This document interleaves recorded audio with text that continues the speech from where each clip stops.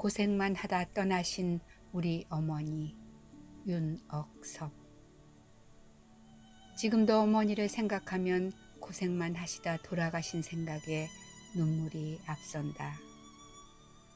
어머니는 40세 때 나를 낳으시고 3년 후 남편과 사별해 졸지에 홀몸이 되셨다. 그때부터 내 위로 이남 이녀 모두 5남매를 혼자 힘으로 키우셨다. 성격이 순하신 어머니는 장사 같은 것은 할 수 없었고 자금도 없었으므로 노동으로 어렵게 우리를 키우셨다.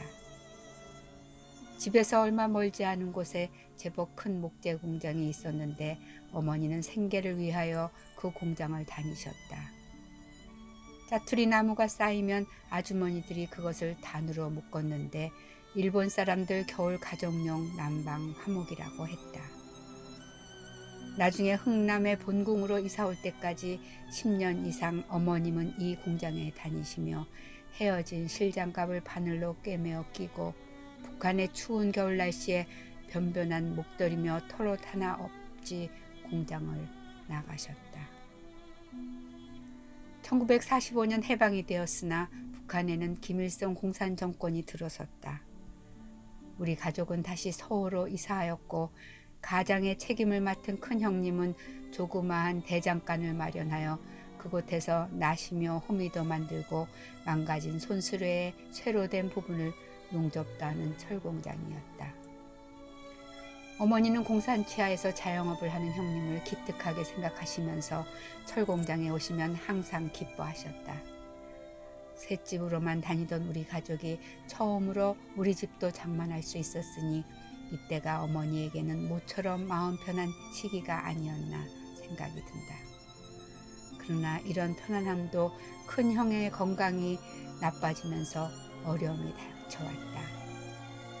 형님은 변변한 약이 없어 오직 좋은 물을 찾아 약수터를 찾아다니시는 것이 고작이었는데 마침내는 집에서 멀리 떨어진 장진까지 가게 되었다.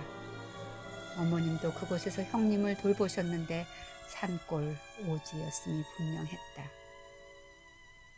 1950년 전쟁이 일어났고 그때 나는 모종의 사건으로 학교를 그만두고 서호 인민학교 선생을 하고 있었다.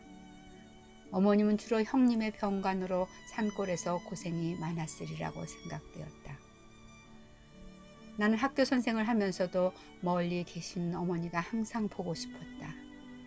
그래서 어머니가 집에 오셨을 때는 어머니 계시는 곳으로 가는 방법을 자세히 물어보았다. 그때 내가 다니는 학교는 8시에 시작되었고 매일 아침 7시 45분에 서호역에서 어머니가 계시는 오로리로 가는 기차가 출발하였다. 정확히 7시 30분이면 출발 15분 전을 알리는 기적이 울렸다. 나는 7시 30분이면 식사도 마치고 학교로 출근할 준비가 되어 있었는데 그 기적 소리만 들으면 내가 지금 기차역으로 뛰어가면 10분이면 도착하니 저 기차를 타고 어머니에게로 갈까? 하고 망설이던 적이 한두 번이 아니었다. 그것은 그 후 미 해병대와 중공군이 대혈전을 벌인 유명한 동토의 땅 장진 호수와 장진 발전소가 있는 곳인데 만일 그때 내가 장진으로 갔다면 어머니를 만났을지는 몰라도 그 후로는 어떻게 되었을지 모른다. 늦은 나이에 막둥이로 낳은 나를 끔찍이도 사랑하신 어머니는 그날도 전과 같이 다녀가신 후 그것을 마지막으로 다시 오시지 않았다. 아니, 못 오신 것이다. 이렇게 나는 허망하게 꿈에도 못 잊을 어머니와 헤어지고 그 후 어머니의 소식은 더 이상 듣지 못했다. 1950년 말 중공군의 개입으로 한국전의 새로운 장이 열렸다.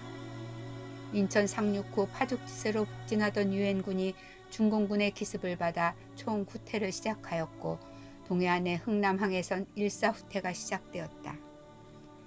이때 공산당을 등진 많은 북한인이 남하하였고 나도 서호에서 민간 어선을 타고 남하해 울산역 장생포란 곳에 도착하여 그곳 미군 부대에서 일자리를 구했다. 그리고 남한에서의 내 피난 생활은 시작되었다. 몹시도 춥던 그해 겨울이 지나고 장생포에도 봄이 오면서 밭에는 푸른 보리가 자라고 있었다. 나로서는 처음 보는 넓고 푸른 보리밭이 마음에 들었고 매우 인상적이었다. 하루는 밤에 꿈을 꾸었는데 내가 살던 서호 집이었다. 대문을 열고 들어서니 어머니가 흰옷을 입고 마루에서 나를 반겼다. 나는 그렇게 보고 싶던 어머니를 보는 순간 어머니를 부르면서 달려가다 잠에서 깼다. 울면서 잠을 깬 것 같다. 그 순간 나의 머리에 직감적으로 우리 어머니가 돌아가셨구나 하는 생각이 들었다. 어머니가 막둥이인 나를 못 잊어 꿈에 나타나셨구나 하는 생각에 너무도 슬퍼서 많이 울었다. 참으로 순하고 마음씨 착한 우리 어머니는 고생만 하시다 돌아가셨다는 불쌍한 생각과 자식으로 효도 한번 제대로 못했다는 자책감은 영영 지울 수가 없다. 어릴 때 나는 자주 배가 아팠다.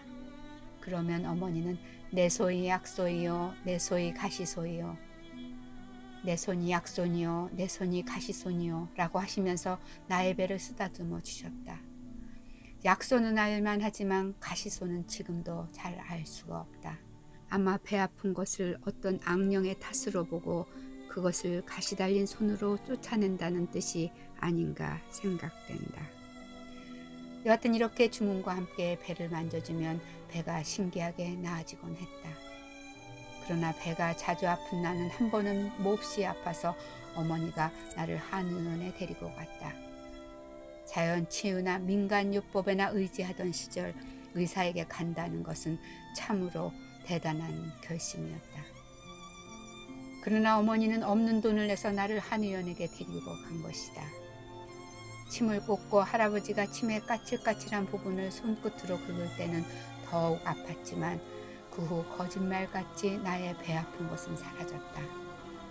나는 그 후 어른이 된 후에도 그때 일을 생각하면 놀라운 침 기술과 함께 그 어려운 살림살이에도 나를 의원에게 데리고 갔다는 어머니 생각에 그날을 잊을 수가 없다.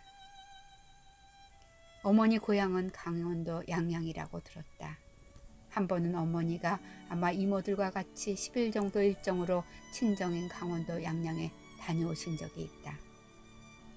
친정집을 떠나는 날 연로한 부모님과 헤어지면서 이분들을 다시 못 볼지 모른다는 생각에 눈물이 나고 가슴이 아팠지만 집을 향해 오면서는 자식들을 만날 생각을 하니 이런 슬픔도 다 이겨낼 수 있더라고 말씀하셨다. 사랑은 내리사랑이라고 했던가. 자식이 무엇인지 효도도 한번 제대로 못하고 곁을 떠난 불효자식을 어머니는 그렇게도 사랑하신 것이다. 나는 양양에 대해 일종의 애정 같은 감정을 느끼고 있다. 양양은 원래 이씨가 많이 살던 고장이라고 들었는데 아마 어머니 계통의 후손들이 지금도 그곳에 살고 있을 것으로 짐작된다. 하지만 내가 이미 8순이 넘었으니 후손을 찾은들 무슨 핏줄의 감정을 느끼겠냐는 생각이 들면서 한 노인의 어머니 고향에 대한 씁쓸한 애정과 향수에 불과하다는 생각이 든다. 나는 이북에서 나오면서 어머니 사진을 한 장 가지고 왔다. 70년이 지난 사진으로 지금도 보관하고 있다. 그간 피난살이 등 온갖 세월의 역경을 거치면서도 나는 이 사진을 가지고 있었고 비록 사진은 많이 상했지만 그것이 나에게는 오직 그리운 어머니 모습을 보는 유일한 나만의 길이기도